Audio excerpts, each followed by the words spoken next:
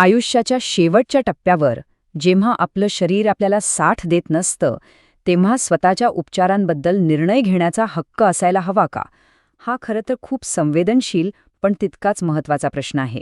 भारतात नुकत्याच झालेल्या काही कायदेशीर बदलांमुळे हा सन्मानाने मरण्याचा हक्काचा मुद्दा पुन्हा एकदा चर्चेत आलाय.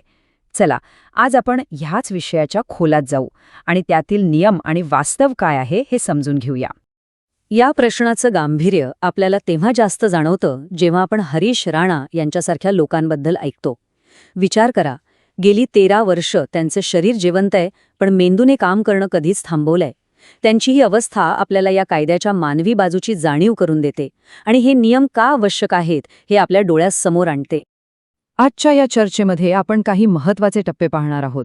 सुरुवात करूया हरीश राणांच्या केसपासून, मग इच्छामरणाचे 2 प्रकार समजून घेऊ, त्याची सरकारी प्रक्रिया नेमकी काय आहे ते बघू, त्यात येणारे व्यावहारिक अडथळे कोणते आहेत याचा आढावा घेऊ आणि सगळ्यात शेवटी लिव्हिंग विल म्हणजेच जिवंतपणे केलेल्या मृत्यूपत्राचं महत्त्व काय आहे हेही जाणून घेऊ. चला तर मग सुरुवात करूया त्या केसपासून जिने हा सगळा विषय पुन्हा एकदा आपल्या सर्वांसमोर आणला आहे. हरीश राणा, वय फक्त 32 वर्ष. पण मागची 13 वर्ष ते का अशा अवस्थेत आहेत जिथे शरीर सुरू आहे पण मेंदू कोणताही प्रतिसाद देत नाहीये. त्यांच्या कुटुंबाने न्यायालयाचे दरवाजे ठोठावल्यानंतर सर्वोच्च न्यायालयाने अखेर त्यांची जीवन समर्थन प्रणाली म्हणजे लाईफ सपोर्ट काढण्याची परवानगी दिली. या एका निकालाने भारतात निष्क्रिय इच्छामरणाच्या प्रक्रियेला एक नवी आणि अधिक स्पष्ट दिशा दिलेली आहे.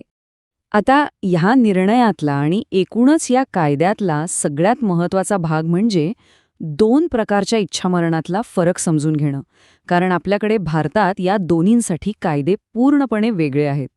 तर बघा, इथे 2 खूप महत्त्वाचे शब्द आहेत, सक्रिय आणि निष्क्रिय इच्छामरण. सक्रिय म्हणजे काय, तर डॉक्टर स्वतःहून एखादं इंजेक्शन किंवा औषध देऊन रुग्णाचं आयुष्य संपवतात. हे कृत्य भारतात पूर्णपणे बेकायदेशीर आहे. याउलट निष्क्रिय इच्छामरण म्हणजे जे कृत्रिम उपचार रुग्णाला केवळ जिवंत ठेवत आहेत, जसे की व्हेंटिलेटर, ते उपचार थांबवणं. यामुळे काय होतं की रुग्णाचा मृत्यू नैसर्गिकरित्या होतो आणि याच गोष्टीला भारतात काही कडक नियमांनुसार परवानगी देण्यात आली आहे.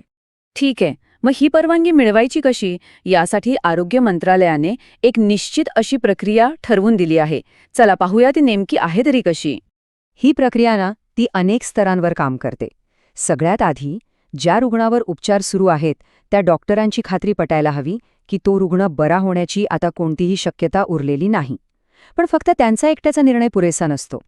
त्यांच्यासोबत कमीत कमी 5 वर्षांचा अनुभव असलेल्या आणखी 2 तज्ज्ञ डॉक्टरांची संमती लागते. यानंतर ते कुटुंबाशी बोलतात आणि सर्वांच्या सहमतीनंतरच हे प्रकरण अंतिम निर्णयासाठी एका दुसऱ्या मोठ्या मंडळाकडे पाठवलं जातं. आणि हे जे दुसरं म्हणजे दुय्यम वैद्यकीय मंडळ आहे, त्यांना आपला निर्णय देण्यासाठी किती वेळ मिळतो माहितीये? फक्त 48 तास. या वेळेच्या मर्यादेमुळे संपूर्ण प्रक्रियेला एक गती मिळते आणि निर्णय लवकर घेणं बंधनकारक होतं. यातली आणखी एक महत्त्वाची गोष्ट म्हणजे लाईफ सपोर्ट सिस्टम काढण्यापूर्वी हॉस्पिटलला स्थानिक दंडाधिकाऱ्याला फक्त माहिती द्यावी लागते. त्यांची परवानगी घेण्याची काहीही गरज नसते. हा फरक लक्षात घेणं खूप महत्त्वाचं आहे, कारण यामुळे कायदेशीर प्रक्रिया अधिक सुलभ होते. हे सगळं ऐकायला खूप सरळ आणि सोपं वाटतंय नाही का? पण कागदावरची प्रक्रिया आणि प्रत्यक्षातलं वास्तव यात खूप मोठं अंतर आहे. या कायद्याच्या अंमलबजावणीत अनेक अडचणी समोर येतात. यातली सगळ्यात मोठी अडचण कोणती, तर प्रत्येक ठिकाणी तज्ज्ञ डॉक्टर मिळणं सोपं नाहीये. अनेक राज्यांनी तर त्या दुय्यम मंडळासाठी लागणाऱ्या डॉक्टरांची यादीसुद्धा अजून तयार केलेली नाहीये. खाजगी हॉस्पिटल्सना कोर्ट कचेरीची आणि कायदेशीर खटल्यांची भीती वाटते आणि या सगळ्यात असा निर्णय घेताना कुटुंबावर जो प्रचंड भावनिक दबाव आणि अपराधीपणाची भावना येते ती तर गोष्टच वेगळी. हरीश राणांच्या वकील ध्वनी मेहता ह्याच मुद्द्यावर बोट ठेवतात. त्यांचं म्हणणं आहे की प्रशासकीय पातळीवरच खूप त्रुटी आहेत. जोपर्यंत सरकार आणि राज्य पुढाकार घेऊन तज्ज्ञ डॉक्टरांची यादी तयार करत नाहीत आणि ही सगळी यंत्रणा सुरळीत करत नाहीत, तोपर्यंत ही प्रक्रिया अवघडच राहणार आहे. दुसरीकडे पॅलिएटिव्ह केअर तज्ज्ञ डॉक्टर सुषमा भटनागर यातील भावनिक गुंतागुंतीबद्दल बोलतात. त्यांच्या मते कुटुंबाला वाटणाऱ्या अपराधी भावनेमुळे निर्णय घेणं खूप कठीण होऊन बसतं.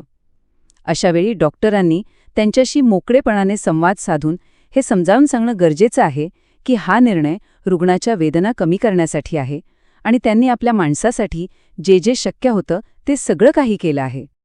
मग ह्या सगळ्या गोंधळात आणि अडचणींमध्ये असा काही मार्ग आहे का जिथे एखादी व्यक्ती स्वतःच्या आयुष्याबद्दलचा निर्णय आधीच घेऊन ठेवू शकते? तर हो, आहे. आणि त्यालाच म्हणतात लिव्हिंग विल.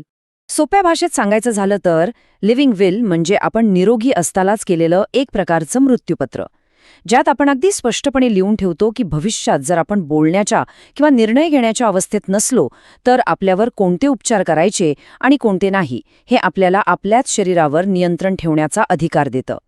यातून किती अधिकार मिळतायत याचा एकदा विचार करा. कोणते उपचार हवेत, कोणते नकोत हे आपण ठरवू शकतो. आपल्या वतीने कोण निर्णय घेईल त्या विश्वासू व्यक्तीचं नाव आपण देऊ शकतो. इतकंच नाही तर आपल्याला कोणत्या नावाने संबोधलं जावं यासारख्या अगदी वैयक्तिक गोष्टींचाही उल्लेख यात करता येतो. हा आपल्या इच्छेचा आणि सन्मानाचा सर्वोच्च आदर आहे, नाही का? आणि शेवटी हे सगळं आपल्याला एका मूलभूत प्रश्नाकडे घेऊन येतं. वैद्यकीय तंत्रज्ञानामुळे आपण माणसाचं आयुष्य नक्कीच लांबवू शकतो, पण त्या जगण्याला काही अर्थच नसेल तर आपण खरंच आयुष्य वाचवत आहोत की फक्त त्या व्यक्तीच्या वेदना वाढवत आहोत? या दोन्हींमधली ती सीमारेषा नक्की कुठे आहे यावर आपण सगळ्यांनीच मिळून विचार करायला हवा.